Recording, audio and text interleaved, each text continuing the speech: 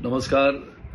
आपल्या सर्वांसाठी सगळ्यात महत्त्वाची बातमी देण्यासाठी हा छोटासा व्हिडिओ मी आपल्यापर्यंत पाठवत आहे.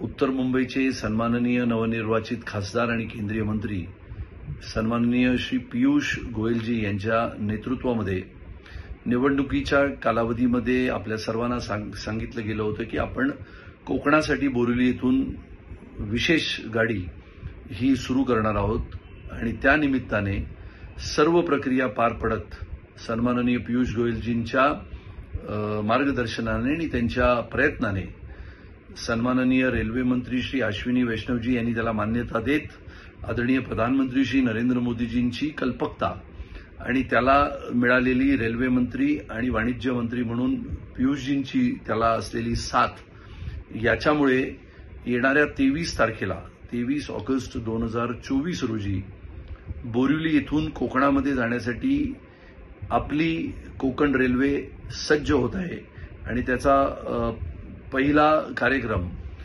हा बोरिवलीमधून कोकणाकडे जाणाऱ्या गाडीचा 24 ऑगस्टला सकाळच्या वेळेला होणार आहे.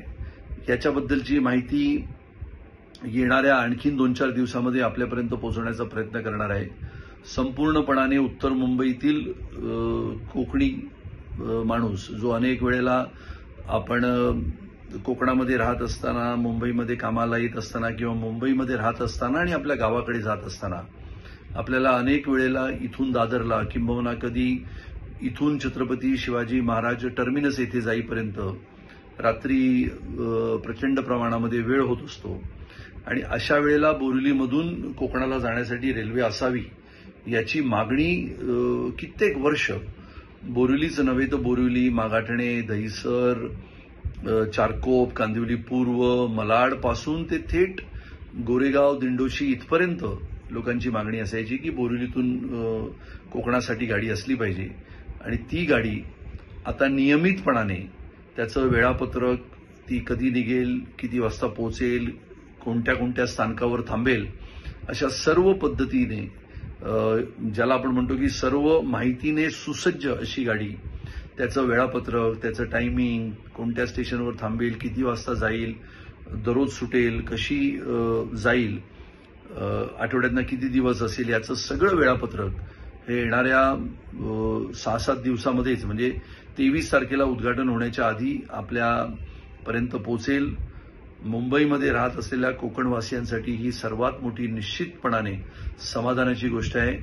आणि 4 जूनला लोकसभेचे निकाल आले आणि उत्तर मुंबईचे खासदार म्हणून श्री पियुष गोयलजी यांना आपण सगळ्यांनी भरभरून आणि लाखोंच्या मताधिक्याने निवडून दिलं. किंबहुना महाराष्ट्रामध्ये सर्वाधिक मताधिक्याने ते निवडून आले आणि त्यांनी सांगितलेली गोष्ट किंबहुना त्यांनी सांगितलेला निवडणुकीच्या काळातला प्रचाराच्या दरम्यानची गोष्ट त्यांनी आज पूर्ण केली.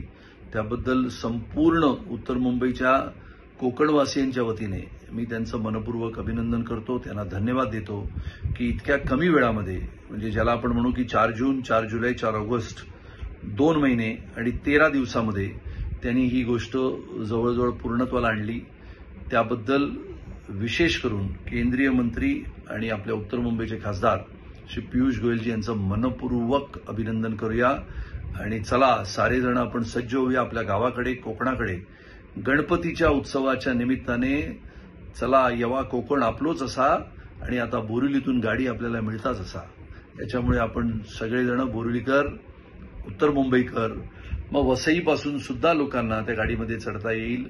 त्याची थांब्याची निश्चिती, त्याच्या स्टेशनची निश्चिती, त्याच्या वेळेची निश्चिती हे सगळं आपल्यापर्यंत आपण पोहोचवू आणि आपण कोकणाकडे जात असताना बोरिवलीमधून इतक्या सुसज्जपणाने, इतक्या व्यवस्थितपणाने आपल्या ह्या गाडीमधून आपण कोकणाकडे रवाना होऊ आणि आपला गणपती, आपल्या सगळ्यांच्या गणपती उत्सव जो हृदयामध्ये आहे तो आपल्या कोकणातल्या आपल्या घरी, आपल्या हक्काच्या कोकणाच्या अस्सल लाल मातीमध्ये आणि मराठी माणसाच्या हृदयामध्ये असलेल्या आपल्या या कोकणात आपण सगळे जाऊ आणि गणपती उत्सव साजरा करू.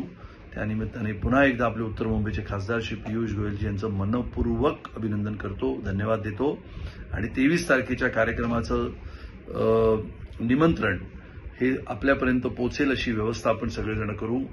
बोरिवलीमध्ये सुद्धा विशेष करून राहत असलेल्या कोकणवासियांसाठी ही खुशखबर.